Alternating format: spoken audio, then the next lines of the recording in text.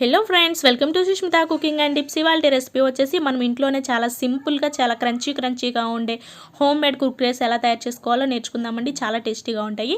ఇవి వచ్చేసి నేను ఇక్కడ టొమాటోస్ తోటి కొత్తిమీర వాటితోటి తయారు చేశాను అనమాట. చాలా టేస్టీగా ఉంటాయి. సేమ్ మనం బయట నుంచి తెచ్చుకున్న కుర్కురేస్ ఎలా ఉంటాయో అలాగే ఉంటాయన్నమాట. మీరు ఒక్కసారి పిల్లలకి కన్నా చేసి పెట్టారు అంటే అవి వాళ్ళు తిన్న తర్వాత ఇంకెప్పుడు బయట నుంచి కుర్కురేస్ తెచ్చుకోవాలన్న ఆలోచన కూడా వాళ్ళకు ఉండదు. అంత టేస్టీగా ఉంటుంది. ఖచ్చితంగా ట్రై చేయండి, మీకు కూడా నచ్చుతుంది. అలాగే మీరు ఫస్ట్ టైం మన వీడియోస్ చూస్తున్నట్లయితే తప్పకుండా మన ఛానల్ని సబ్స్క్రైబ్ చేయండి. ఇక్కడ నేను ఈ కుర్కురేస్ కోసం వచ్చేసి 1 గ్లాస్ బియ్యం రవ్వ తీసుకున్నానండి. బియ్యం రవ్వ అంటే మనం ఆడిచ్చిన తర్వాత కొంచెం పిండితో కలిపినట్టుగా ఉంటుంది కదా, జల్లించకుండా ఉండే బియ్యం రవ్వ తీసుకున్నాను అనమాట. జల్లించింది కాదు ఇది. దీనిలో పిండి అలాగే రవ్వ 2 మిక్స్ అయి ఉన్నాయన్నమాట. దీనిని ఫస్ట్ మనం ఒక గిన్నెలోకి తీసుకుందాము. ఇప్పుడు వేరొక గిన్నె తీసుకోవాలండి. ఏదైతే మనము స్టవ్ పైన ఉడికించుకుంటామో ఒక వెడల్పాటి దళసరిగా ఉన్న గిన్నె తీసుకుని వాటర్ యాడ్ చేసుకోవాలి. ఈ గిన్నెలో వాటర్ వచ్చేసి 5 గ్లాసెస్ ఆఫ్ వాటర్ యాడ్ చేసుకోవాలండి. 1 కప్పు బియ్యం రవ్వకి 5 గ్లాసుల వాటర్ యాడ్ చేసుకోవాలి. అలాగే 1 గ్లాస్ వచ్చేసి పిండిలో కలుపుకుంటాం అనమాట. అంటే బియ్యం రవ్వ ఉంది కదా, బియ్యం రవ్వలో 1 గ్లాస్ కలుపుకుంటాము. 5 గ్లాసుల వాటర్ అనేది గిన్నెలో యాడ్ చేసుకుని మరగనిస్తామన్నమాట. చూడండి, ఇప్పుడు ఈ రవ్వలో 1 గ్లాస్ వాటర్ యాడ్ చేసుకుని మంచిగా కలపాలి. ఈ వాటర్ యాడ్ చేసి కలిపి పక్కన పెట్టుకుని ఉంచుకోవాలి. బబుల్స్ ఉండలు అట్లా ఏం లేకుండా మంచిగా కలిపేసి పక్కన పెట్టేసుకోండి. అలాగే మనము ఈ కుర్కురేస్ కోసం 1 టీ గ్లాస్ సగ్గుబియ్యాన్ని తీసుకుని ముందు ఒక అరగంట ముందుగా నానబెట్టి పక్కన ఉంచుకోవాలి. ఇవి సగ్గుబియ్యం వేయడం వల్ల కొంచెం బాగా ఎక్కువ క్రిస్పీగా ఉంటాయండి. ఇప్పుడు ఈ వాటర్ యాడ్ చేసుకున్నాం కదా, 5 గ్లాసులు వాటర్ యాడ్ చేసుకున్న గిన్నెని స్టవ్ పైన పెట్టుకుని హై ఫ్లేమ్ మీద మరగనివ్వాలి. అలాగే ఒక 1/2 కిలో బాగా పండినటువంటి టమాటాలు తీసుకుని ఈ విధంగా సన్నటి పీసెస్ లాగా కట్ చేసుకుని ఉంచుకోవాలి. అలాగే కొంచెం కొత్తిమీర, కొంచెం పుదీనా కూడా తీసుకోవాలి. ఇప్పుడు వీటన్నింటిని అలాగే ఒక 1/2 ఇంచ్ చిన్న అల్లం ముక్క కూడా తీసుకోవాలన్నమాట. వీటన్నిటిని కూడా మనం మిక్సీ జార్లో వేసేసుకుని మెత్తని పేస్ట్ లాగా గ్రైండ్ చేసుకోవాలండి. ఈ టమాటోస్ యాడ్ చేయడం వల్ల మనకి ఆ కుర్కురే ఫ్లేవర్ అనేది తెలుస్తుంది. కొంచెం కొత్తిమీర, కొంచెం పుదీనా, చిన్న అల్లం ముక్క యాడ్ చేసుకుని వీటిని మెత్తని పేస్ట్ లాగా గ్రైండ్ చేసుకోవాలి ఈ విధంగా. ఇప్పుడు ఈ మిశ్రమాన్నంతా పక్కన ఒక బౌల్లోకి తీసుకుని పక్కన పెట్టేసుకోండి. ఇప్పుడు వాటర్ అనేది చూడండి మనకి చక్కగా మరుగుతుంది. ఇలా బాగా తెరలాలన్నమాట వాటర్. ఇప్పుడు ఏం చేయాలంటే మనం ముందు నానబెట్టుకున్న సగ్గు బియ్యాన్ని యాడ్ చేసుకోవాలి. ఈ సగ్గు బియ్యం ఒక 5-6 నిమిషాలు మీడియం ఫ్లేమ్ మీద ఉడికించండి. సగ్గు బియ్యం అంతా కూడా మనకి ట్రాన్స్పరెంట్గా మారుతాయి అన్నమాట. అలాగే మధ్య మధ్యలో కలపండి, లేదంటే సగ్గు బియ్యం అనేది అడుగు పడుతుంది అన్నమాట. చూడండి, ఇప్పుడు మనకి సగ్గు బియ్యం ఇలా ఉడికితే సరిపోతుంది. ఈ సగ్గుబియ్యం బాగా ఉడికిన తర్వాత ఇప్పుడు మనం స్టవ్ ఫ్లేమ్ లో ఫ్లేమ్లోకి మార్చుకుని మనం పక్కన తడిపి పెట్టుకున్న ఈ పిండి ఉంది కదా, ఈ బియ్యం రవ్వ మిశ్రమాన్ని అంతా కలుపుతూ యాడ్ చేసేసుకోవాలి. మీడియం ఫ్లేమ్ మీద అయితే మనం ఇలా కలుపుతూ ఉడికించుకోవచ్చండి. దగ్గరుండి అడుగు పట్టకుండా ఉంటుంది. దగ్గరుండి కలుపుతూ ఉండండి. ఇలా చక్కగా కలపాలన్నమాట. ఇది చూడండి, ఈ విధంగా దగ్గర పడుతుంది. కొంచెం జాగ్రత్తగా ఉడికించుకోవాలి. ఇలా మూత పెట్టేస్తే మనకి పిండి అనేది తొందరగా మగ్గుతుందండి.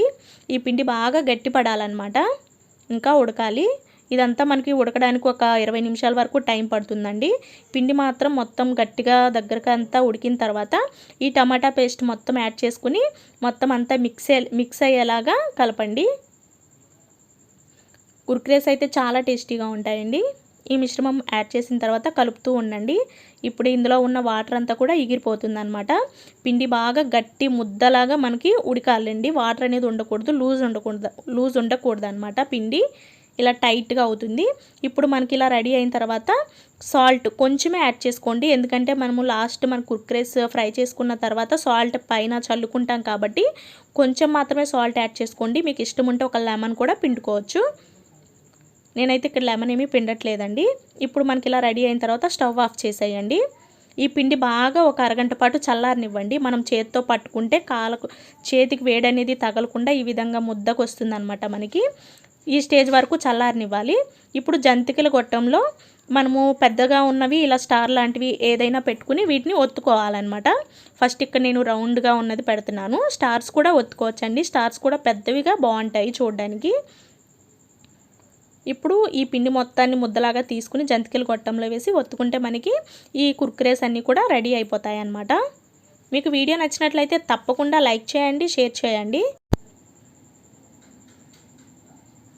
అలాగే మనం ఇవి ఒత్తేటప్పుడు రౌండ్స్గా ఒత్తకుండా స్ట్రైట్గా ఒత్తుకోవాలండి. ఇక్కడ నేను చూపిస్తున్న విధంగా ఇలా ఒత్తుకోవాలి.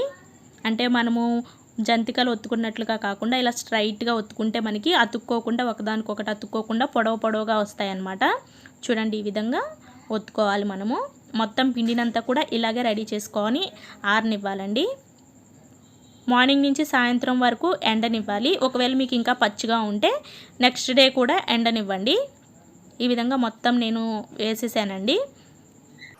నేనైతే వీటిని 2 డేస్ వరకు బాగా ఎండనిచ్చానండి. అంటే మనము నిల్వ పెట్టుకుంటాం కాబట్టి ఒక 2 రోజుల వరకు ఎండలో ఉంచేసాను అనమాట. 2 రోజుల తర్వాత వచ్చేసి మనకి ఇలా రెడీ అయ్యాయి. ఇప్పుడు చూడండి ఎలా ఎండిపోయినాయో. ఇప్పుడు ఇవి తీసేసుకునేటప్పుడు మనం వాటర్ చల్లుకోవాల్సిన అవసరం ఏం లేదండి. ఈజీగానే ఊడొచ్చేస్తాయి. చూడండి ఇక్కడ నేను ఇవి స్టార్స్ లాగా వేశాను. మనకి ఇవి ఎండిపోయేసరికి చిన్నవిగా అయిపోతాయండి. మనము మళ్ళీ ఆయిల్లో వేసిన తర్వాత ఉబ్బుతాయి అన్నమాట. వీటిని ఇలా మనం నార్మల్గానే తీసేసుకోవచ్చు. వాటర్ అయితే చల్లనవసరం లేదు. ఒకవేళ మీకు రావట్లేదు అనిపిస్తే వాటర్ చల్లిన తర్వాత మళ్ళీ ఒక రోజంతా ఎండలో ఎండపెట్టేసేయండి. చూడండి ఈ విధంగా కొన్ని వరకు నేను తీసేసి మీకు ఎలా వచ్చాయో ఫ్రై చేసి చూపిస్తాను. ఇలా ఉంటాయన్నమాట. ఇప్పుడు మనం వీటిని ఎలా ఫ్రై చేసుకోవాలో చూద్దాము. ఫస్ట్ మనం స్టవ్ పైన కడాయి పెట్టుకుని కడాయిలో వచ్చేసి కొద్దిగా ఆయిల్ యాడ్ చేసుకోవాలండి. మనము ఈ కుర్కురేస్ను ఫ్రై చేసుకోవడానికి సరిపడా ఆయిల్ పెట్టేసుకుని బాగా హీట్ ఎక్కిన తర్వాత ఈ కుర్కురేస్ని వేసి ఈ విధంగా ఫ్రై చేసుకోవాలి. ఎక్కువసేపు ఉంచకండి, తొందరగా మాడిపోతాయి అన్నమాట. వేసిన వెంటనే 2 సార్లు ఇలా కలిపేసేసి తీసేసుకోండి. ఈ కలర్ వస్తే సరిపోతుందన్నమాట మనకి. చూడండి చక్కగా వచ్చేసాయి. మొత్తం మనకి ఎన్ని కావాలంటే అన్నీ ఇలా ఫ్రై చేసుకుని రెడీ చేసుకుని ఒక డబ్బాలో పెట్టేసుకోవచ్చండి. 2-3 రోజులున్నా ఎయిట్ డబ్బాలో పెట్టుకున్నామంటే ఎన్ని రోజులున్నా మెత్తబడవు. మొత్తం అన్నీ కూడా ఇలానే ఫ్రై చేసుకుని తీసేసుకోండి. చూడండి ఇక్కడ నేను ఈ కుర్కురేస్ అన్నీ కూడా ఫ్రై చేసేసాను. ఇప్పుడు మనం వీటిపైన కొంచెం సాల్ట్ ఇవన్నీ కూడా చల్లుకోవాలి. ఒక 1/2 టీ స్పూన్ కారం చల్లుకోవాలండి. మీరు కొంచెం ఎక్కువ తినేవాళ్ళైతే కొంచెం స్పైసీగా కావాలనుకుంటే ఇంకాస్త యాడ్ చేసుకోవచ్చు. సాల్ట్ కూడా ఒక 1/4 టీ స్పూన్ యాడ్ చేసుకోండి. అలాగే చాలా ఇంపార్టెంట్ వచ్చేసి చాట్ మసాలా చల్లుకోవాలండి. అప్పుడే మనకి టేస్ట్ అనేది బాగుంటుంది. ఒక 1/2 teaspoon chaat masala, 1/2 teaspoon amchur powder కూడా ఖచ్చితంగా వేయాలి. అప్పుడే మీకు ఆ కుర్కురే ఫ్లేవర్ అని బాగా తెలుస్తుందన్నమాట. ఇందులో బాగా మనకి ఇంపార్టెంట్ ఏంటి అంటే చాట్ మసాలా అండ్ ఆమ్చూర్ అండి. చూడండి మనకు చక్కగా కుర్కురేస్ ఎంత క్రిస్పీగా వచ్చేసాయో. మీరు కూడా ట్రై చేయండి, తప్పకుండా నచ్చుతుంది. అలాగే మీకు ఎలా వచ్చాయని కూడా నాకు కామెంట్ సెక్షన్లో తెలియచేయండి. Thanks for watching. Bye bye.